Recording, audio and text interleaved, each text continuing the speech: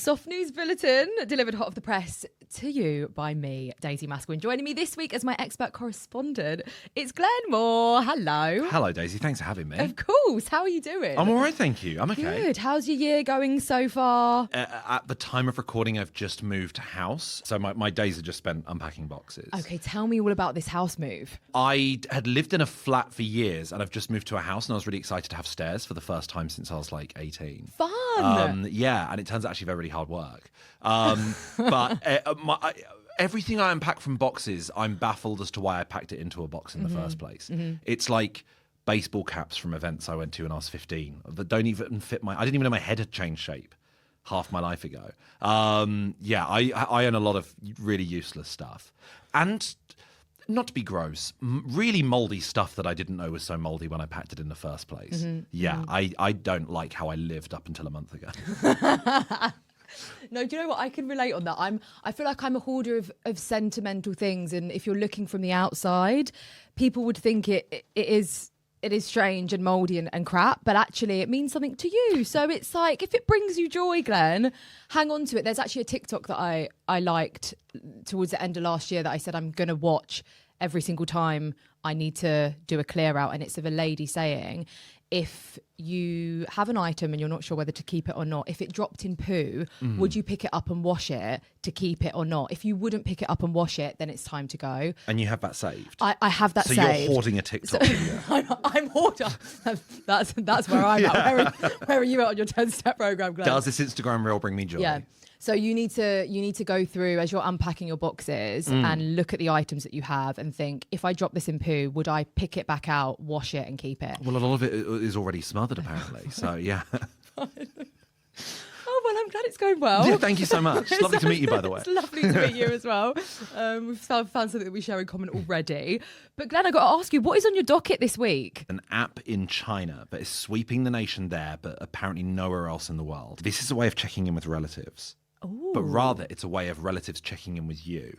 So if you have like an elderly relative and you want to make sure they're okay, instead of like ringing your nan, the idea is your nan has to check in every couple of days on this app. And if they don't check in for a couple of days, then their like closest relative gets a notification. Okay. Sounds like a really positive, nice idea, isn't it? It's quite wholesome. And it's called Am I Dead? Oh. Yeah, right? That's what they've named it. Oh, okay. So it's kind of like a proof of life app. It's a proof of life app. But I love that they've gone with the Am I Dead? Yeah. As the, and they just have to sign in as opposed to holding up a copy of today's newspaper. But yeah, they may as well have just called it I can't be bothered to ring my nan, because it means your nan has to get in touch. But it's also quite a good incentive to get up and do stuff in life. Yeah. Because it forces you to have a sense of get up and go and sign into this app. Because if you don't, then that aunt is going to ring you. So it's quite a good way of like avoiding relatives, I think, by constantly signing in. That's really... I'm really interested in this. I haven't come across it. You must. I quite love... Yeah, I need to think, is there anyone in my life that I need to download this for? I quite like the fact that it kind of makes it feel like your nan's on parole. Yeah, and it's cheaper than an ankle tap. You know, there's something quite interesting in that. Love the name as well. Is it something that you would download in your life? How are you with like relatives and people in your life? Are you the person that checks in, or are you a bit of an avoidant? My wife is in a WhatsApp group with my parents that I'm not in. Okay. So I'm really bad at it, apparently. And that's just the quick one. I think I'm really good at keeping in touch with people, but it turns out by other people's standards, I'm absolutely not. I like it as an idea, and it means you can't leave people on red anymore. Yeah. Because they'll see like, well, you checked in. You checked into this location. Like how people used to mark themselves safe during an earthquake on Facebook. It's kind of that, but for every day. Would you use it? My grandparents aren't on this side anymore, so I wouldn't use it for them. I think those are the only people I would use it for, because they're old and I love them. Yeah. And I would always respond to their messages. But I can't say there's anyone else in my life that I would want to download that for and have that level of commitment to conversation. Oh, I meant like an unreliable friend. Like, do you know what I mean? Honest, if I'm, do you know what? I would say I'm probably the unreliable friend. And so there are probably many people in my life that would want me to download it so that I could check in every few days to show them proof of life. I think I am a little bit of a hermit, I can definitely sort of wormhole away for a few days. Is there a certain amount of time, I don't know whether you like to get out and about, but is there a certain amount of time you can go without seeing anyone or stepping outside the four walls of your home? I think the longest I've done is one day of not talking to a single person. Okay. And this was at the Edinburgh Festival last year. There was a storm and it meant nearly every show at the Edinburgh Festival got cancelled. And I was living on my own for that whole month. And I woke up that morning and was getting ready to do my show. Then I got a notification that the show was cancelled. So I thought, well, I'll stay in. And I was living by the sea. And I thought, well, it's way too windy to even go outside. So I stayed in. And it got to about 1 minute to midnight. And I just thought, I haven't said anything today. And just before midnight, I just went, hello, just to say anything. And it felt really sad. And then since then I've resolved to be like, gotta talk to people. Yeah, no, I get that. It's so funny because I think I'm someone that I love a chat and I love to be sociable and active, but I really do see that like social battery drain, and I need that moment of recharge before I get back out there in the world. Do you have this? I have a thing where since hearing the term social battery for the first time, mine has been draining. It's before I knew it was a real right? thing. It's absolutely insufferable. I'm not rude, but like I keep leaving parties, not the whole party, but I just constantly like leave to just stand in the hallway just for 5 seconds, just for 10 seconds, like I'm coming up for air, and then you go back in again. Yeah. But before I'd ever heard the term social battery, I think I was just like really on it, and certainly at like uni and maybe in like my early 20s, I had a real like quantity over quality relationship with like social events and friends, and being like, oh my God, I've invited 150 people to this party. Whereas now I can't think of 150 people I could possibly hold a conversation with, which as a stand-up comedian isn't a good thing to admit. Let me ask you about your wedding, Glenn, because what was that like? Did you invite 150 people to your wedding, or was it a small affair? I think it was just over 150 people. Okay. Oh, wow. And that's crazy, though, that you've got 150 people that you could invite. Well, the problem is my wife's family made up more than like 80 of Okay, them. My fine. family was like 9 people, then it was 80 people. And then beyond that, it was just like we have a lot of us all the same friends. We both work in comedy, so there's loads of that sort of same group. What it meant was there was loads of pressure because there were so many comedians in like the congregation. When it came to doing speeches, we felt under such pressure, myself as a stand-up and my wife as a comedy writer for TV, to make it entertaining for people. So instead of us giving speeches where we declared our love for each other, it ended up basically being a roast battle. That's really And we funny. said some really unpleasant things to each other. That's really funny. My father-in-law felt a real pressure to again do the same and tell jokes and stuff like that because, you know, Phil Wang sat there or whatever. And a friend of mine sort of put it as like, yeah, you can sort of imagine sort of Victoria Beckham's dad desperately doing kick-ups because Pele's on table 6. It's kind of what it ends up feeling like. Oh, that's really fun. Are you an Irish exiter? Do you like an Irish exit? No, I feel like it depends on the event. Like I'm very much whatever the opposite of that is with regards to saying hello. I like to really make it clear that I've arrived. Not that like I drive a car through the wall and I yell hello, but as long as you've definitely established you're there. And a Sweet 16 entrance. A Sweet 16 entrance, exactly that. And then the next day will be sure to message the host or a crucial person there a brilliant memory from the previous night, just so they know I was definitely there. But other than that, I just like, there's nothing worse. You say goodbye to someone at a party and then you go to leave and then you get caught talking to someone else. And then you catch eyes with the person you said bye to half an hour ago, and you see the sadness and hurt in their eyes of, oh, you weren't actually leaving, you were just leaving the conversation. You were just leaving me. Yeah, because I pride myself on being able to exit conversations quite well, in quite a polite way, I think. And I think usually you can just do that by you really make friendly eye contact with the person. You go, would you excuse me just 1 second? And that can mean anything. You could be going to the bathroom, you could be outside, you could just be going to grab something. Would you just excuse? And there's no commitment that you're coming back, but there's like a vague implication that you might. That's a really great tip. Gets you out of any situation. I really like that, Glenn, because it's almost like, you know, when people sign off they've got like a signature that they sign off their emails with. Yeah. Like, hope this email finds you well. And I love the sassy ones. Best. Yeah, best. I do best. Best is horrible. I do best, sorry. exclamation mark, to be fair. No offense. Best is horrible. Best is a really It's so passive aggressive, and I use it in every instance. If I'm happy, if I'm sad, if I'm pissed off, best exclamation mark. And sometimes I'm one of the most insufferable people on email, and I just put DX. So best exclamation mark DX. So your name and a kiss. I'm literally my initial in a kiss. That's horrible. Like How vile. Yeah, best is horrible. How vile is that? It's frightening. It's a frightening way to send off an email. You may as well end it with a plot twist.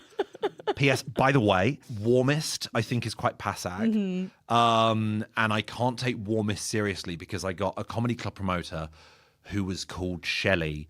Emailed me and said warmest, and then went to say Shelley, but her email signature already said Shelley, so it said warmest Shelley. And so whenever I see warmest, I always can't. I never want to sign up an email warmest in case I accidentally say warmest Shelley Glenn. Oh, that's funny. What about email emojis? I've just got into those recently. You know, the little reactions. I keep doing those too. So I'll do best exclamation mark DX, or I'll just send like a little star emoji reaction on Gmail. I think those are quite fun. I've never done emojis, but I may as well because of the amount of exclamation marks I use in an email. So terrified I am that I'm going to upset someone. Yeah. So it's just permanent exclamation marks at the end of every sentence. Like I'm a boring museum exhibit trying to be interesting.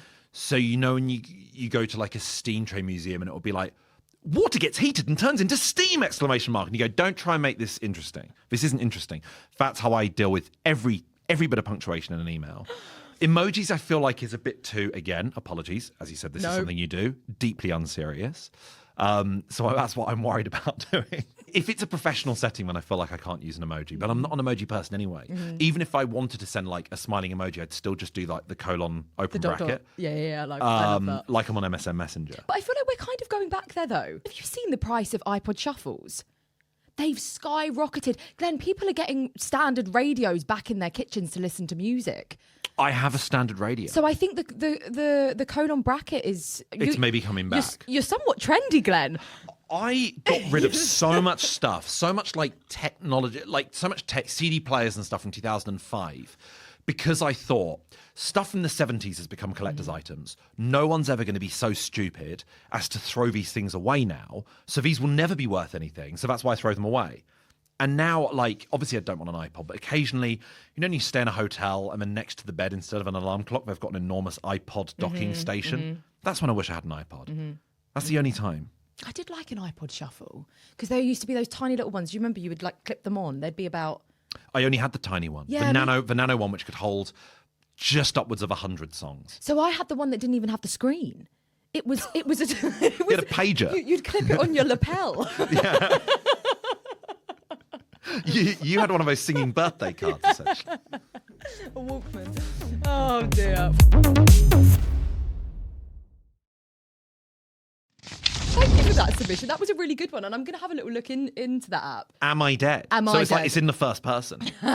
Because you're the one who has to put the onus on other people. I can't tell you how many times I go through life saying that phrase to myself. I've been in so many situations where I just think to myself, am I it's awful. It's like when you suddenly really perceive yourself in the mirror and you go, that's my face. Oh, it's vile, isn't it? Awful. Oh, it's vile. Well, I'll let you into my world and into my week, Glenn. So first up on my docket, I want your expert commentary on this. Would you consider this side hustle? So I met a really fascinating person this week, and they have a really interesting job.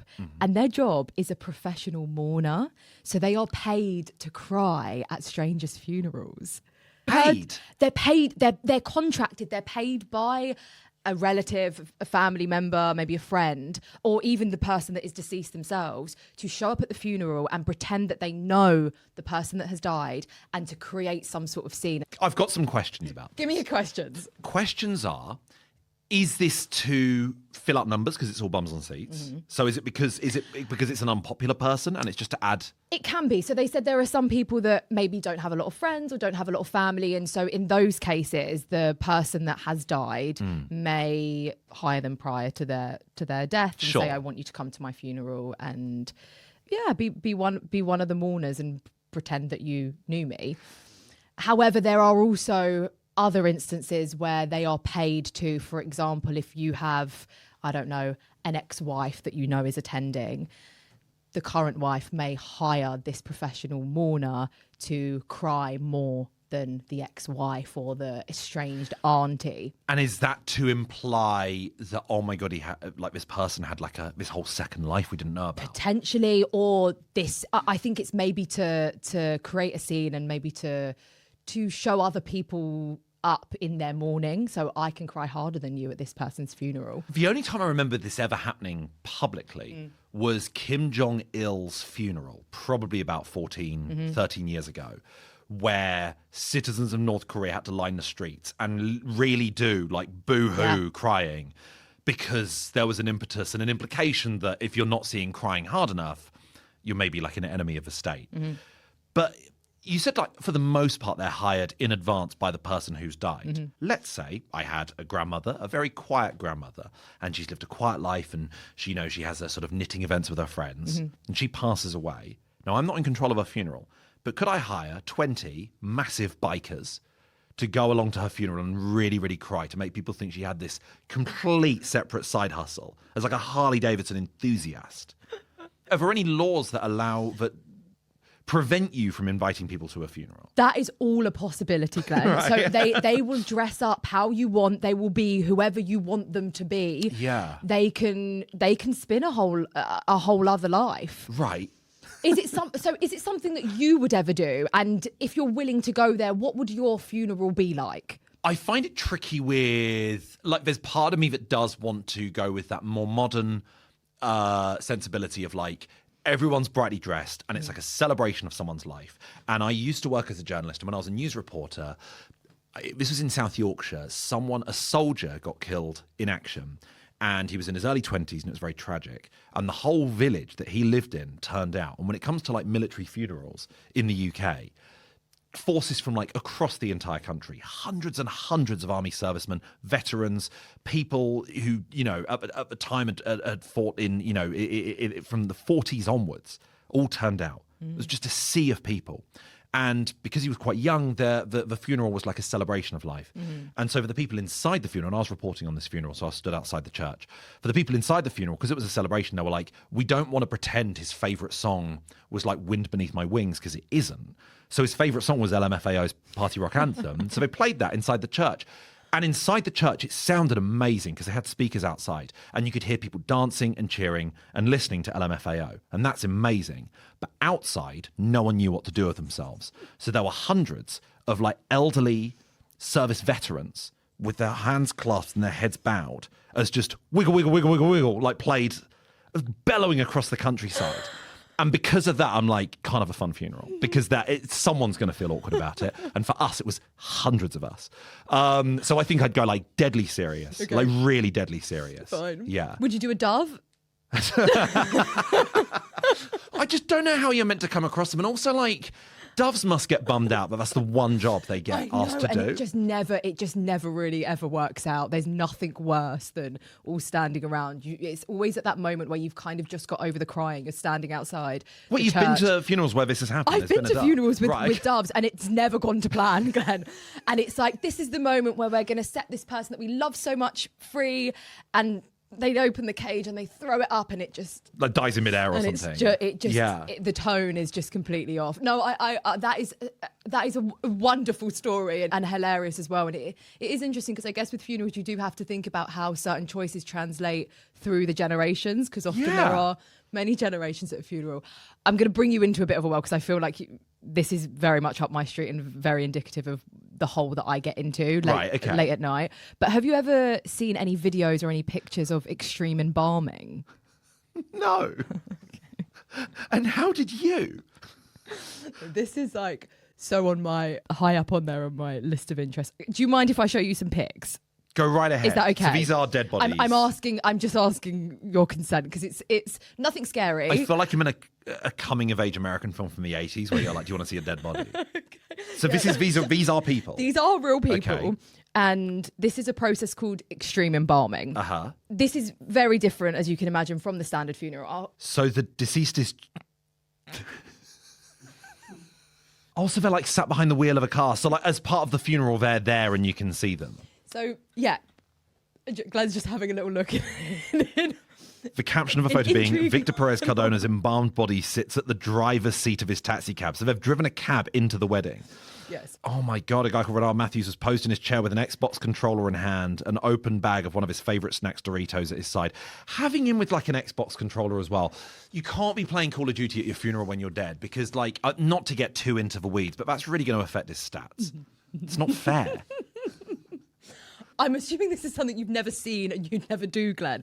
But if you were to be embalmed in this way, how would you be posed and what props would we be seeing? It's made me a tiny bit sad that this guy who was a cab driver, for instance, obviously loved being a cab driver to the extent that, but like me completely dead holding a microphone, like tapping it like, is this thing on? I don't want to be at work on my one day off. Do you know what I mean? I do. So I think it would just be something I've never done before, but that make people question, like, was he really into that? So it'd be me dressed like Liberace at a piano, like really flamboyant Las Vegas residency.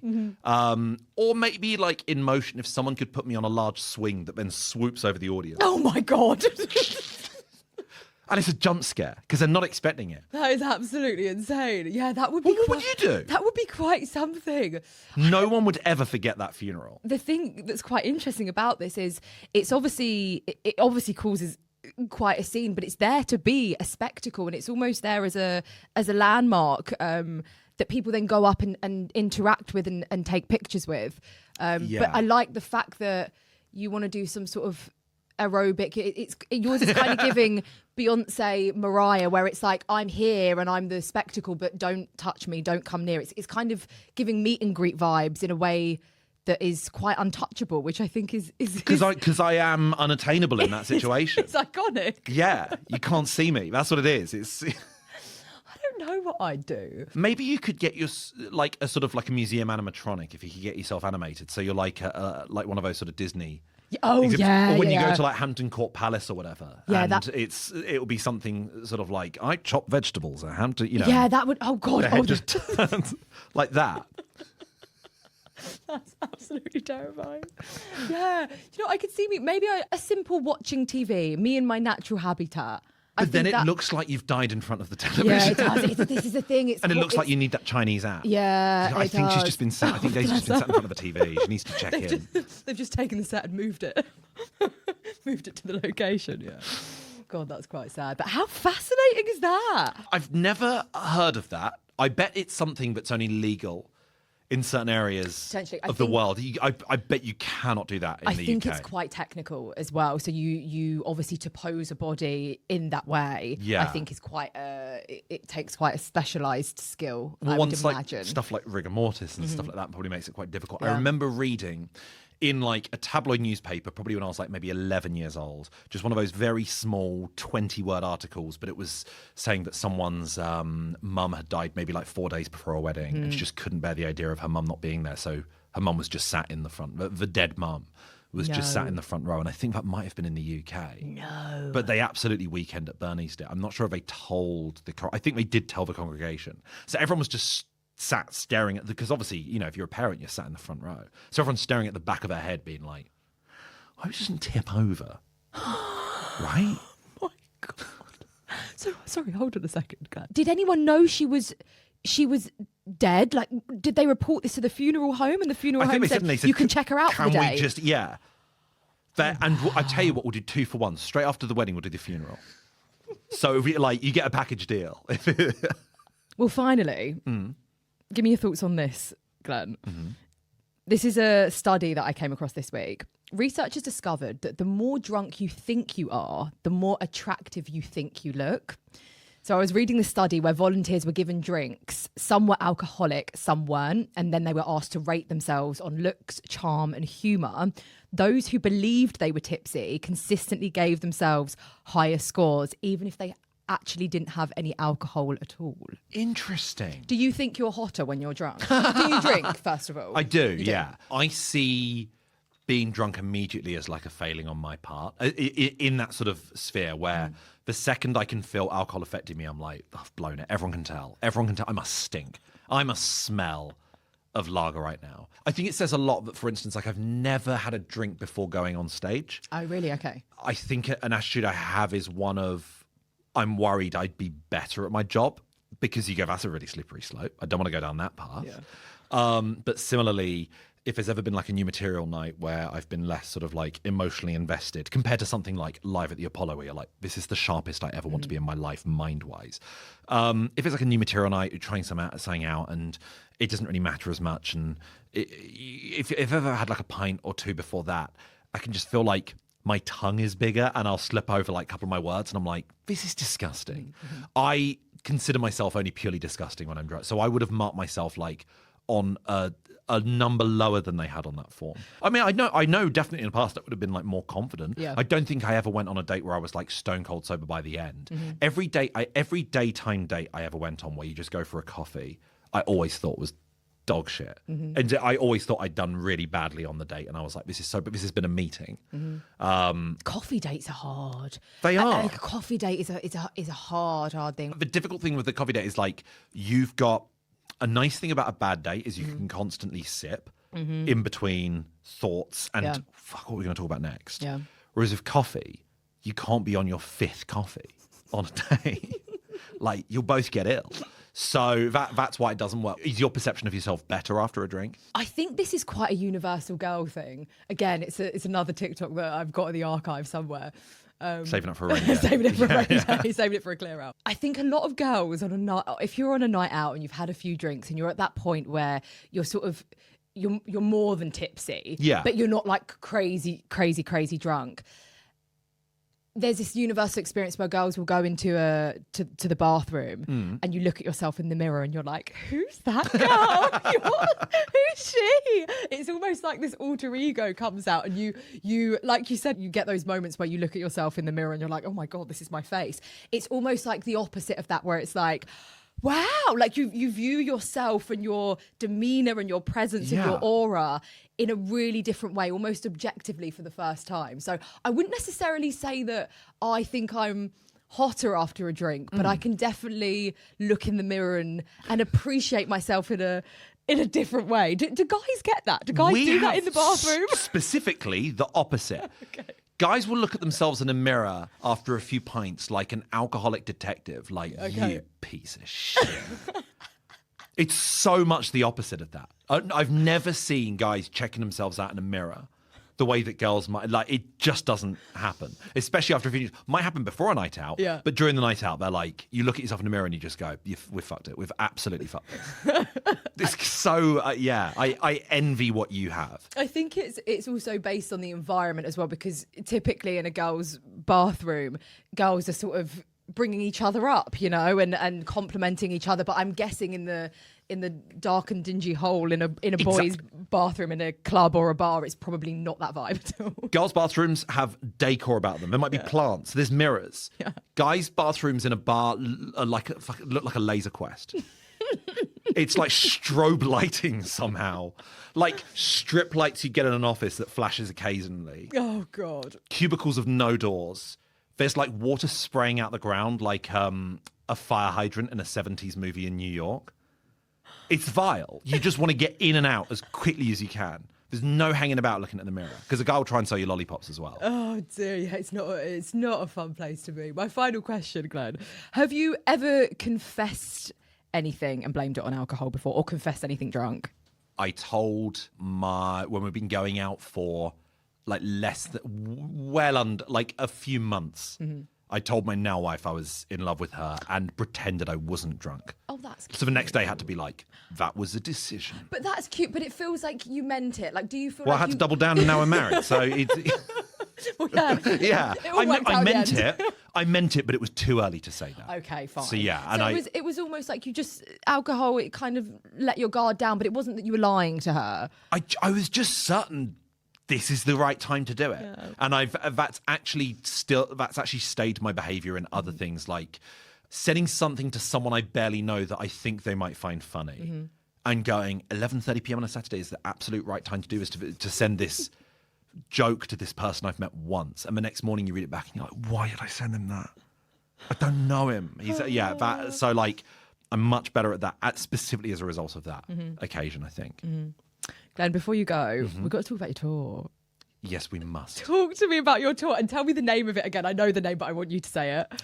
Okay, right. I need to explain the timeline of these. I love it. I love all of your names. I hate puns with all my heart. I really hate puns. But for some reason, when it comes to naming my shows, I have to use my name as a pun in the show. So my first show was Glengarry Glen Glen. The second show was an outlier. That was called The Very Best of Belinda Carlisle. She wasn't mentioned at any point in the show. The third show was called Glenn, Glenn, Glenn, How Do You Like It, How Do You Like It? The next show was Love Don't Live Here, Glenny Moore. My next show was Will You Still Need Me, Will You Still Feed Me, Glenn, I'm 60 More, which is now a special on Sky. Please watch it. Yeah. And my current tour is called... Dun, dun, dun, dun. I can't remember. No, I'm joking. It's Please Sir. Please, sir, Glenn, I Have Some More. That's the first time I've gone blank on my own tour title because I said Glenn so many times in that one sentence. And in fact, I gave myself a build-up as well of like, let me take you through all of them. And then just had this complete brain melt.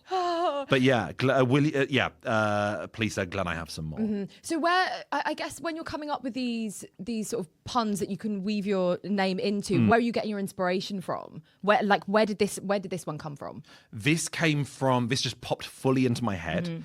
And also another comedian, Anya Magliano of Taskmaster fame, she, at a similar period in the year when I came up with this, she dreamt that title as well, specifically. Wow, so it was Please, fate. Glenn, I Have Some More. It was destiny. Yes. So it was like, well, I have to call the show this. If two comedians have agreed that this is a show title.